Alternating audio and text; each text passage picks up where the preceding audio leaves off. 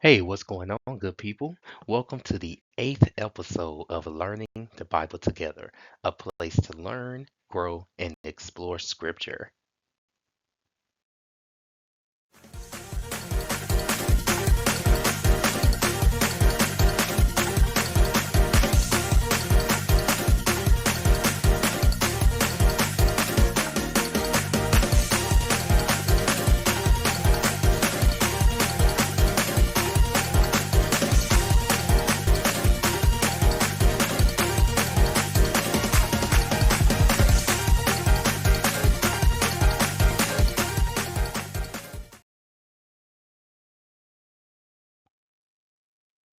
All right, so just a brief introduction. My name is Terrence. I'm from Louisiana. I am the creator and host of these series. I started this because I wanted to learn more about the Bible and also to invite anyone who wants to learn more as well. Also, this is a place where you should be able to feel comfortable without feeling pressure to leave your home or even step inside of a church. It's a place for us to simply grow and learn more about Scripture. Now, as a disclaimer, I am not a pastor, preacher, bishop, or any type of religious leader, just a normal person wanting to learn more about the Bible to live right. And like I said, I'm just inviting anyone who wants to join me along on that journey. So, how the flow of our series go? We will look at three different scriptures. And for each of those three scriptures, we're going to look at three different versions of them. The first will be the King James Version. You'll write down what you think the scripture means to you or your perspective of the scripture. Then we'll take a look at the New International Version. This is for better understanding, just in case the King James Version doesn't, you know, quietly make sense to you. I can say the King James Version itself does kind of trip me up on it.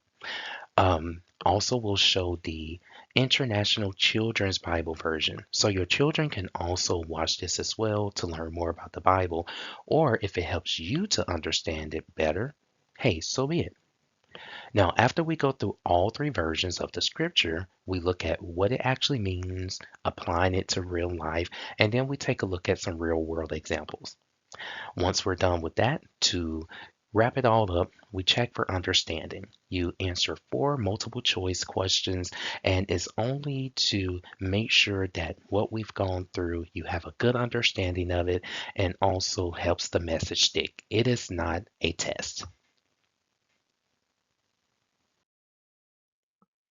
So, our topic of the day: respect, responsibility, and relationship. God's blueprint for families. Scriptures of the day: Ephesians chapter 6, verses 1 and 2, Colossians chapter 3, verse 21, Romans chapter 12, verse 18. Let's start with Ephesians chapter 6, verses 1 and 2.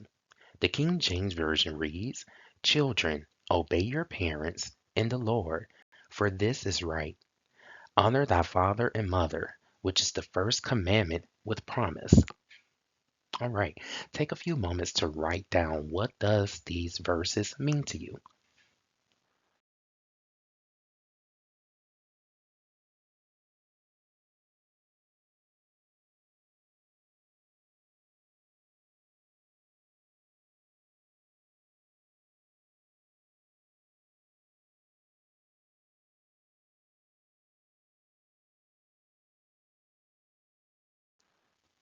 Welcome back.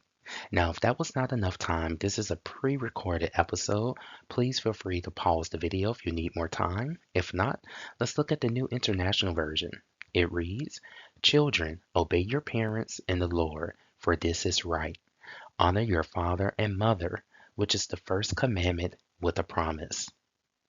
Now, did this help you understand the King James Version better? If so, go ahead and write down any new ideas or anything you feel like that you've realized once reading the New International Version. I'll give you all a few moments.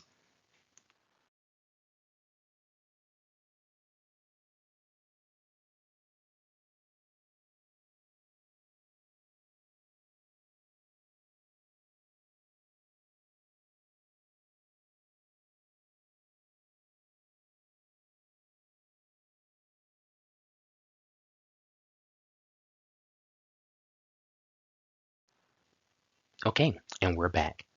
Lastly, we're going to look at the International Children's Bible Version. It reads, "Children, obey your parents the way the Lord wants. This is the right thing to do. The command says, honor your father and mother. This is the first command that has a promise with it." Okay, now that we've read all three versions, I'll give you all a few moments to write down your final thoughts on what these two verses mean to you.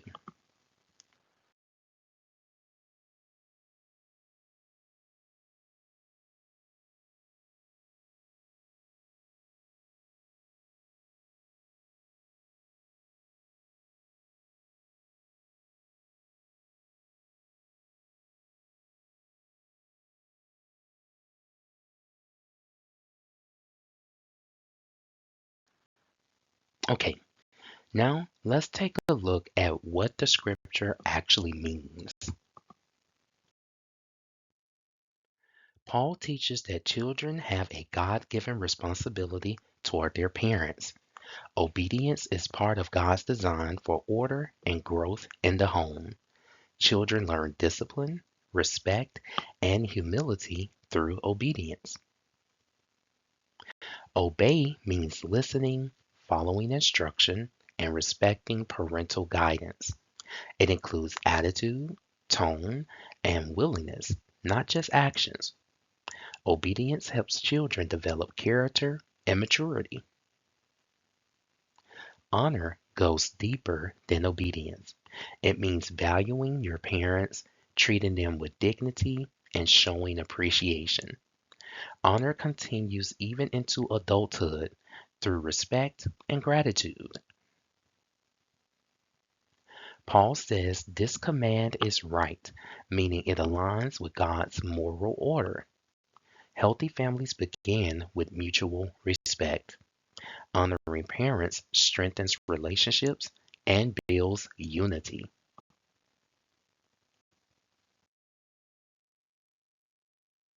How can we apply it to real life? Children should listen to their parents' guidance even when they don't fully understand it. Teens and adults can honor their parents through respect, communication, and gratitude. Parents can model honor by showing children how to treat others with respect. Families grow stronger when children respond with obedience and parents lead with love. Lastly, honoring parents includes attitude, tone, and willingness, not just actions.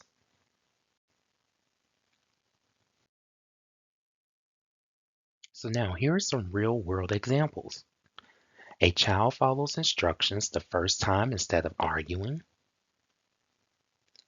A teenager chooses to speak respectfully even when frustrated. An adult child checks on their parents regularly and shows appreciation. A family avoids yelling and chooses calm communication. A child apologizes after being corrected, showing humility and growth.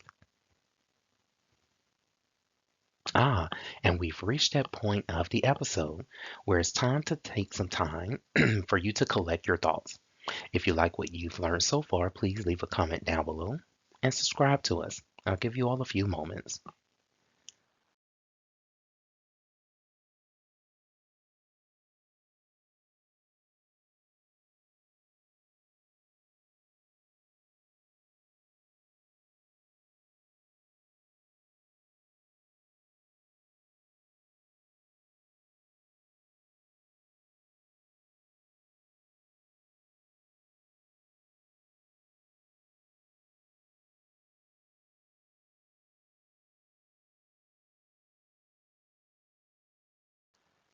All right, welcome back. And remember again, if you do need more time, please feel free to pause the video. If not, let's check our understanding. Question number 1. Ephesians chapter 6 verses 1 and 2 teaches children to A. make their own rules. B, ignore correction. C, obey their parents. D, speak only when spoken to.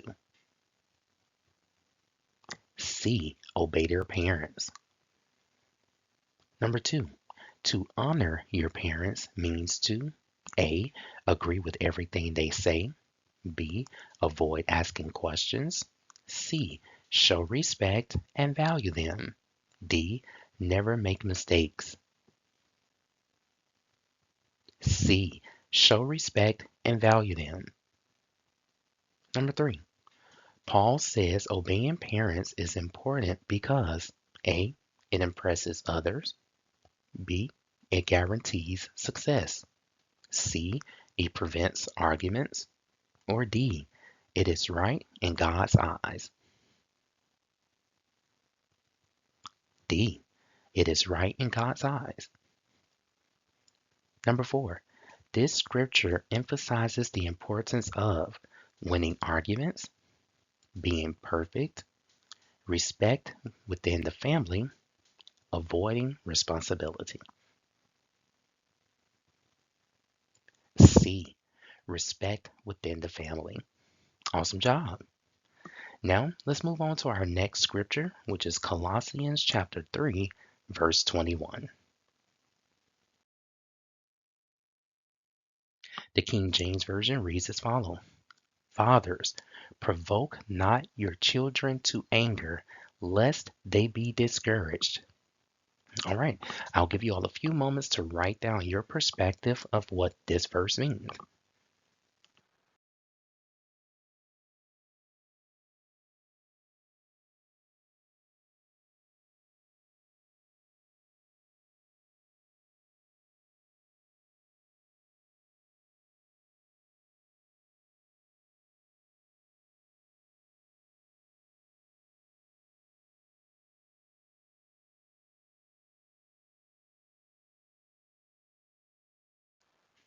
All right, let's look at the New International Version of it. Fathers, do not embitter your children, or they will become discouraged.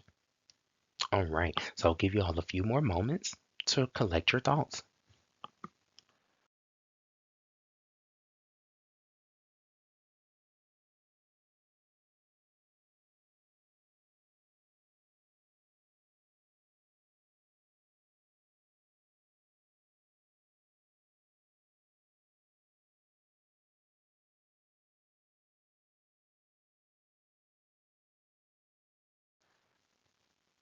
Okay, in our last version, the International Children's Bible reads, Fathers, do not nag your children.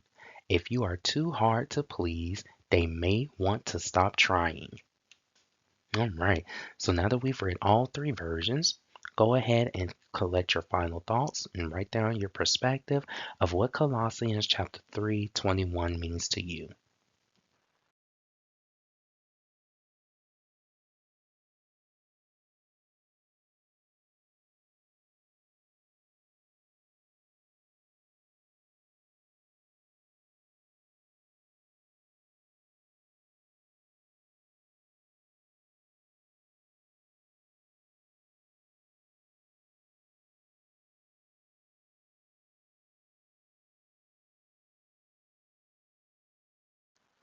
All right, and we're back. So now let's take a look at what the verse actually means.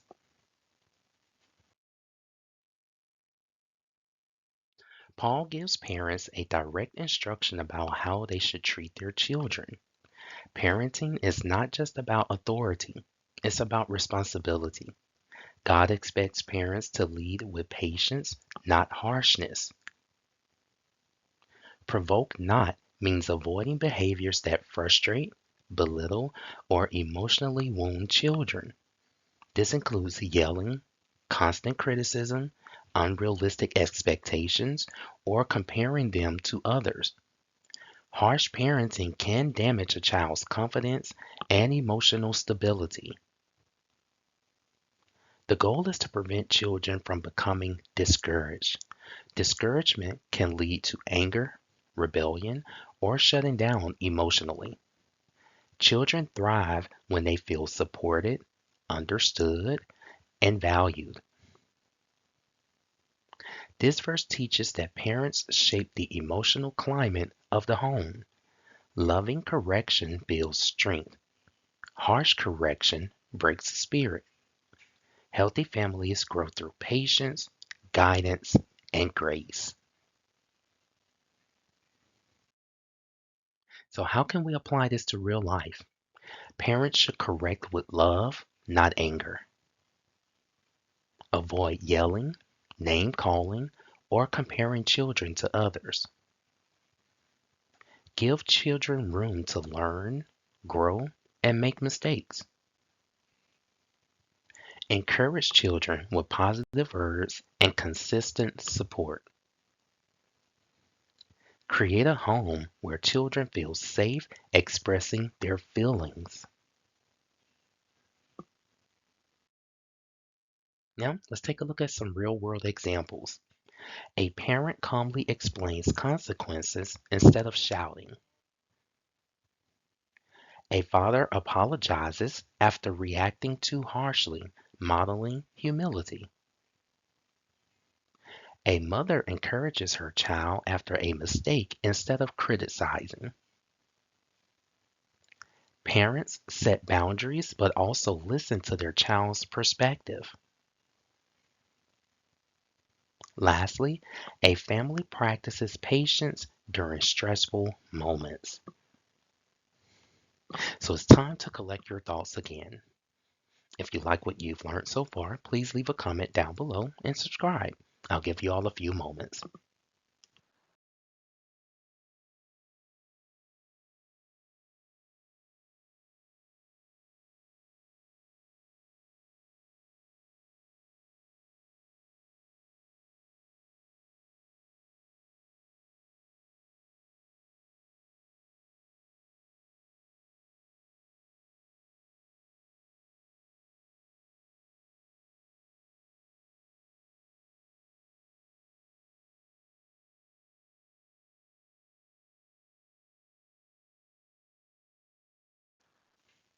All right, welcome back. Now let's check our understanding for Colossians chapter 3, verse 21. Colossians chapter 3, verse 21 warns parents not to A. Give instructions, B. Provoke their children to anger, C. Teach their children, or D. Set rules. B. Provoke their children to anger. Number 2. Discourage in this verse refers to children becoming A. More competitive, B. Better listeners, C. Emotionally wounded or defeated, or D. More obedient.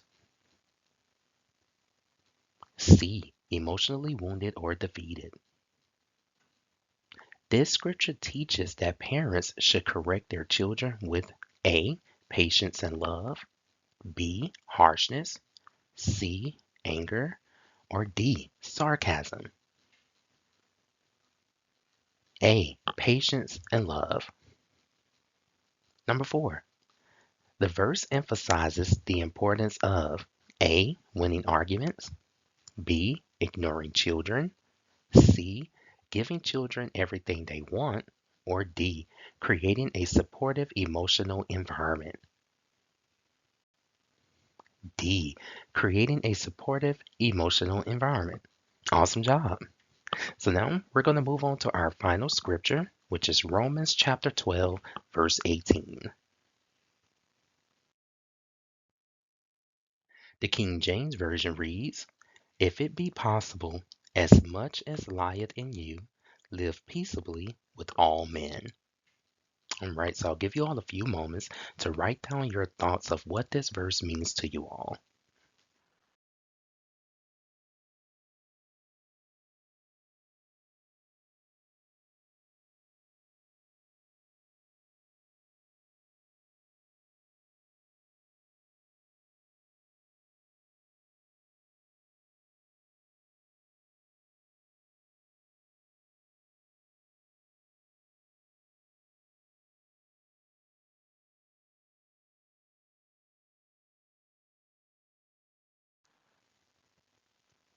Okay, the New International Version reads as follows. If it is possible, as far as it depends on you, live at peace with everyone. All right, I'll give you all a few moments to collect your thoughts.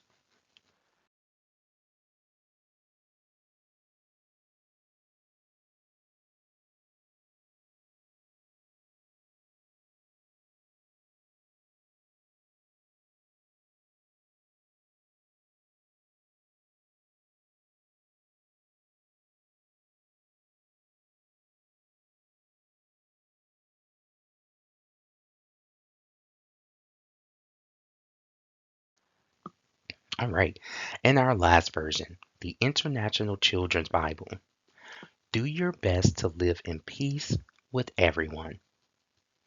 All right, so now that we've looked at all three versions, I will give you all a few moments to collect your final thoughts on what this verse means to you.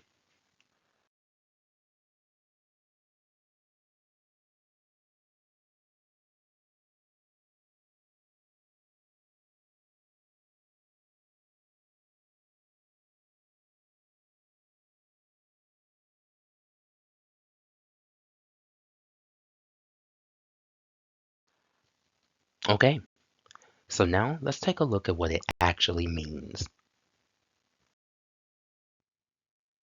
Paul teaches that believers should actively pursue peace in their relationships. Peace doesn't happen by accident. It requires effort, humility, and intention. This applies especially within the home, where emotions run deepest. If it be possible, acknowledges that peace isn't always easy or fully in our control. Some people may resist peace, but believers must still do their part. God holds us responsible for our actions, not others' reactions. As much as it lieth in you means giving your best effort toward unity. This includes patience, forgiveness, and self control. Families grow stronger when each person chooses peace over pride. This verse calls the entire family, parents and children, to pursue harmony. Peace is a shared responsibility, not a one sided expectation. A peaceful home reflects God's heart and strengthens relationships. How can we apply it to real life? Choose calm communication instead of yelling or shutting down.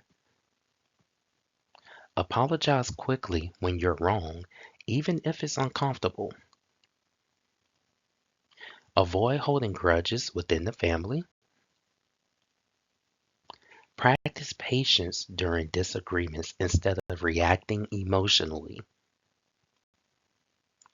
Make peace your goal, not being right. Now, some real world examples. A parent and child talk through a disagreement instead of arguing. A teenager apologizes after speaking disrespectfully. A parent chooses patience instead of reacting in anger. A family decides to pray together after a conflict. Siblings work through differences instead of ignoring each other. And we've reached that spot for the last time here within our series. It's time for you to collect your thoughts on Romans chapter 12, verse 18. If you like what you've learned so far, remember to leave a comment down below and don't forget to subscribe to the channel. I'll give you all a few minutes to collect your thoughts.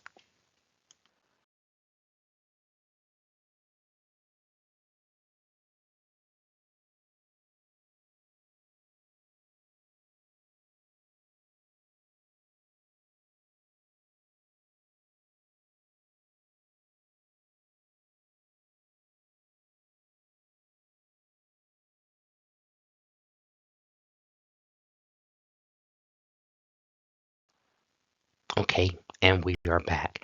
Remember, if you do need more time, please feel free to pause the video If not, let's go ahead and check for your understanding of Romans chapter 12, verse 18. Romans chapter 12, verse 18 teaches believers to A. Avoid all conversations, B. Agree with everyone, C. Ignore conflict, or D. Live peaceably with others. D. Live peaceably with others. If it be possible suggests that A. Peace may not always depend on you, B. Peace is guaranteed, C.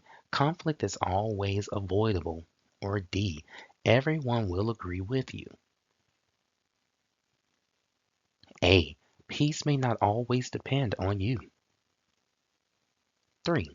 As much as lieth in you means A. Do only what feels easy, B.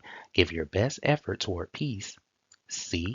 Let others handle the situation, or D. Avoid responsibility. B. Give your best effort toward peace. Number 4. This verse encourages families to A. Pursue unity and harmony, B. Focus on winning, C. Avoid communication, or D. Ignore each other's feelings. A. Pursue unity and harmony. Great job. So now that we've completed part 3 of Check for Your Understanding, we're going to sum up today's lesson, and then we'll take a preview of what's to come next week. This lesson shows that God designed families to function through mutual honor, patient guidance, and a commitment to peace. In Ephesians chapter 6, verses 1 and 2, Paul teaches that children are called to obey and honor their parents. This isn't just about following rules, it's about learning respect, humility, and discipline. Honoring parents builds a foundation of trust and strengthens the family from the inside out. Colossians chapter 3, verse 21 shifts the focus to parents, reminding them not to provoke or discourage their children. God calls parents to guide with patience, not harshness, to correct with love, not anger. Children thrive when they feel supported, valued, and understood. This scripture shows that healthy parenting balances authority with compassion. Finally, Romans chapter 12, verse 18 brings the entire family together under one powerful principle: pursue peace. While peace isn't always easy, God asks each person to do their part. When parents and children choose patience over pride, forgiveness over frustration, and unity over division, the home becomes a place where God's love can flourish. Together, these scriptures reveal God's blueprint for strong families: respect from children, responsibility from parents, and relationship built on peace. When each person embraces their role, the family becomes a reflection of God's heart, a place where love grows, grace flows, and unity thrives.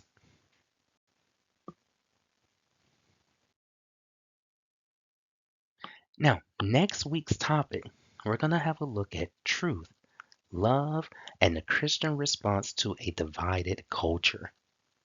The scriptures that we'll take a look at next week are Isaiah chapter 5, verse 20, Ephesians chapter 4, verse 15, and Romans chapter 12, verse 2. So I personally want to say thank you all for watching today's study. Hope to see you all next week for another wonderful Learningville session with Learning the Bible together. Remember to please like, comment, and share this with your family, friends, colleagues, and even your enemies. See you all next week.